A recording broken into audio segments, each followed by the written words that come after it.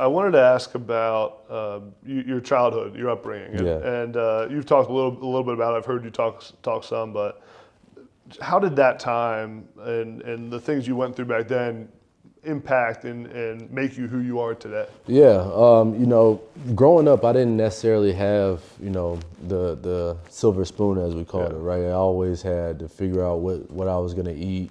Always stuck with the same meal, probably like 3 or 4 times, within a week. I felt like it would help build a callus for the things that I didn't want in life, in regards to how I want my family when I have one someday. How I want to treat my wife, how I want to treat my kids. I came from a family that was always abusive.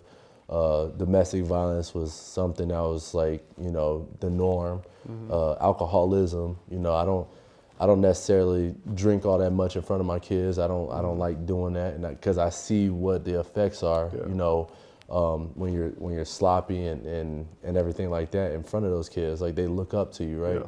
And so for me, that's how I treated it. I felt like once I get to a level of hey, look, I got a foundation. I got a family. I want to treat my family with respect. I want to show my boys what it means to take care of a woman, not to talk back, not to put hands on anybody unless somebody puts hands on you. Like if a guy puts hands on you, you got to protect yourself, not necessarily go and beat people up.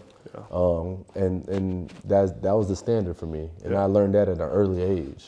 What do you think was allowed you to get through some of that time to get to who you are right now? Because when you talk to people about you in the NFL, like, people couldn't say better things about you, right? Like the way you are off the field, like the father and husband that you are. Like what motivated you during that time to kind of come out on the other side? I'd say football definitely was a getaway, because I could take my aggression out on the opponent. That's the easier way to do it, right? You sign up for a sport, whether you play baseball, you want to hit a baseball hard, you got a bat. It's like, and so you got a basketball, you want to be physical in the paint. You want to post up on somebody or dunk on them. Now I'm 5'11", I can't really. I mean, I can dunk, but I'm not. I could dunk. I can dunk. I can dunk.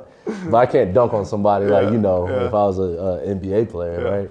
But I felt like the biggest motivation for me was just getting away on the beach. That was my sanctuary. I'm all about waves. I feel like the sea was my getaway. The beach was my resort. Just going there and hearing the calm waves break. And knowing that everything will be all right, no matter what I was going through in life. And then I did have some people along the way that did help me. My very first ever football coach, Mike Stokes, we called him Pork Chop. He's a hillbilly dude. A couple of years before he passed the year I played in the Super Bowl with the Niners. But one of the fondest moments that I remember was him having a nice set of teeth, because he was one of those guys, a redneck that had dip in his mouth all the damn time. So it was like cool to see him happy with a nice set of veneers. It's like that was a moment for me that I was like, okay, this guy, I seen him with messed up teeth, and he actually is proud of his smile. So that's awesome. But it's like those moments I truly cherish. And I feel like as a person, you always want to be around good people, right? That's one thing that I like to do. I like to, like yourself, I like the energy that you provide, right?